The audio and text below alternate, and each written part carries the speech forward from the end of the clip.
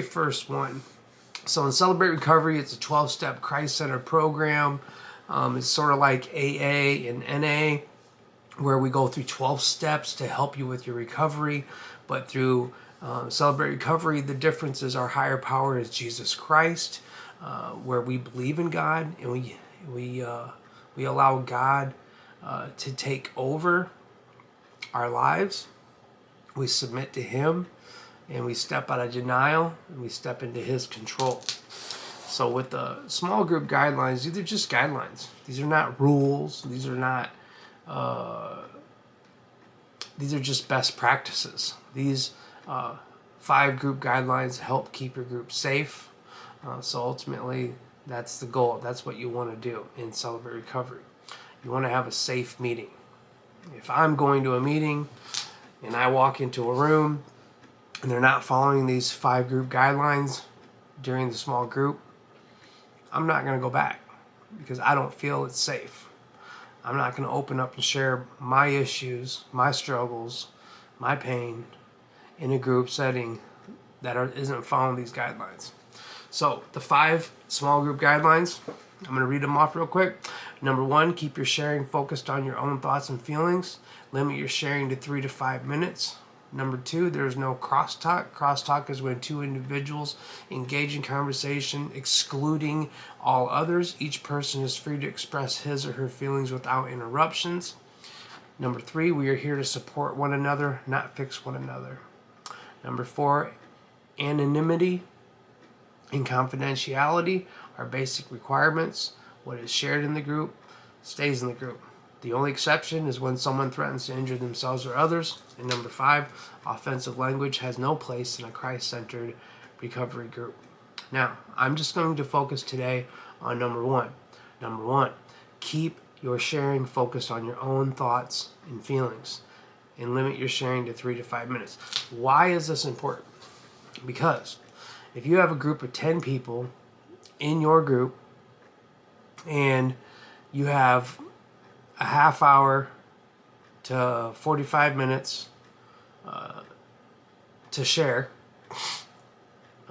then how are you going to get around the room with all 10 people unless you go for 3 minutes? You see? That's 30. Now, in a perfect world, your large group starts, let's say, at 6:30. It ends at 7:30. You take a small break to go to the restroom and whatnot, and then you start your small group, your open share group, at 7:30 to 8:30. You have about an hour. But by the time you read the small group guidelines and the leader introduces themselves, maybe opens up in a prayer, you probably have about 45 minutes. So with 45 minutes and you have 10 guys, do the math. You literally have maybe 4 minutes for each person to share. So what I do is I have a timer, and I ask that everybody silence their phones. Everybody puts their phones away during the open share. I introduce myself as the leader of the facilitator of the open share group, and then I take my phone out and I put a timer on there, and I explain to everybody, I'm setting the timer. When you hear it goes off, please wrap up in 1 minute.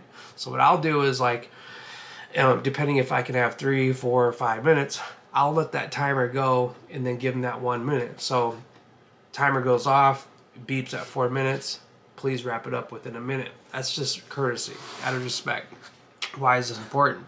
Because what you don't want to happen is one person that just talks and talks and talks and takes over the group, and then you have a group of people in the group that are not allowed to share because the time is up. See, you still want your group to end right on time. You don't want to have your group going over and over and over every week. There needs to be some expectancy of following the guidelines, but following having a timely manner to end the meeting. It should be a 1 hour open share and 1 hour general meeting, followed by the Solid Rock Cafe. Some people call it the Crosstalk Cafe, or just Coffee and Cafe. It's great to have more fellowship and a time to just chit chat and ask questions. All that can happen after the small group. But this small group is really aimed at opening up and sharing. If there's a lesson being taught, It should be focused on the topic question that's on the brochure because it's specific to the lesson. And you're in recovery and you're in a Christ-centered recovery, so the focus is on Christ. So the topic question is very important to answer because it's going to focus on your recovery with Christ. Now, if it's a testimony night and not a lesson, then focus on the testimony. What did you get out of the testimony? What stuck out to you? And what can you learn from this testimony? And that's the question that I would ask. And then after everybody goes around and they share, then what I do is what I call highs and lows. Some call them victories and struggles. And highs and lows are simply, what was a high that you had for the week? What was a low that you had for a week? And giving everybody a time to share is very important. You want to feel like you belong. You want to feel like you can open up and share. Now, if you're going to celebrate recovery for your very first time and this is your very first meeting, then you're going to be in what's called the Newcomer 101 group. And that first meeting just kind of gives you a breakdown of celebrate recovery, what to expect the next week. They'll go over the 5 group guidelines. They'll go over what to expect in the open share meeting. And of course, they should be explaining to you that you don't have to share if you don't want to. You can simply pass. I like to share that, and I like to say that with any newcomers coming into the class. You don't have to share. You can go to 100 Celebrate Recovery meetings and sit in on the meeting and not have to talk or share with anybody at any time. You share when you're comfortable and you can trust people. So, with that being said, the sharing needs to be focused on your own thoughts because you don't want to go into an open share meeting and you're focused on your spouse, you're focused on your ex, you're focused on your brother, you're focused on your mother, you're focused on somebody else when you are working out your own recovery. You're there to work on your own life issues, your hurts, your hang-ups, your habits, not somebody else's. You have to focus on yourself. So when you're sharing, you need to be speaking about yourself. I statements, me statements, not we or they or us, or because then you're not focused on your own recovery. You're focusing on somebody else.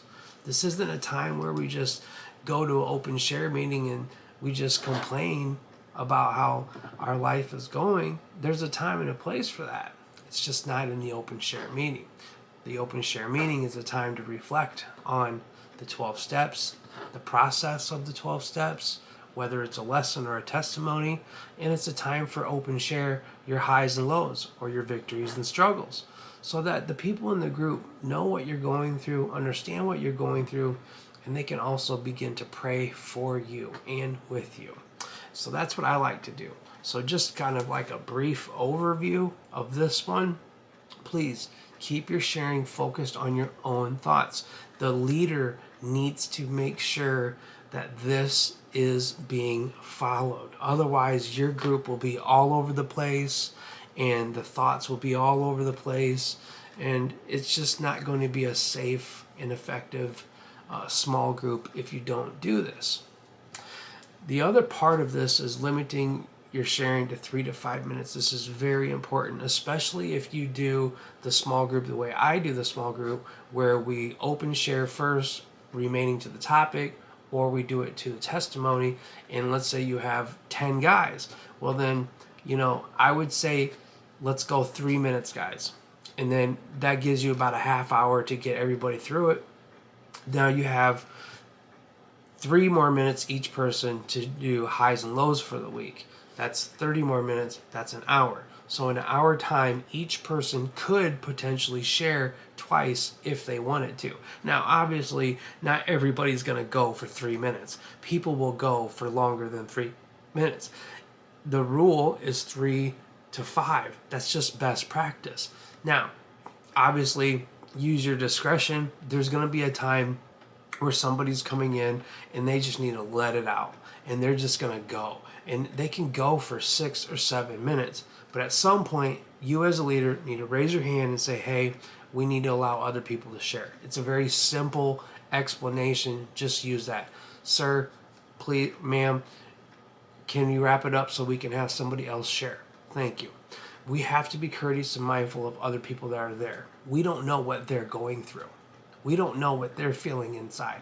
We don't know what their day was like. We don't know what their week was like. We don't know what their month was like. We have no clue. When people come through the doors of Celebrate Recovery, you have no idea the wounds they have, the hurts they have, the pain that they're going through, the trials that they're going through. Not until they share with you.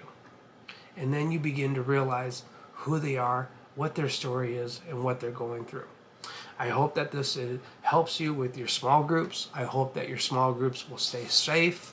And I just hope and pray that your Celebrate Recovery ministry is doing well, following the DNA, and just being a ministry that loves people, that loves God, that loves people, and that wants to make disciples. Because ultimately, Celebrate Recovery is a place where we can find freedom.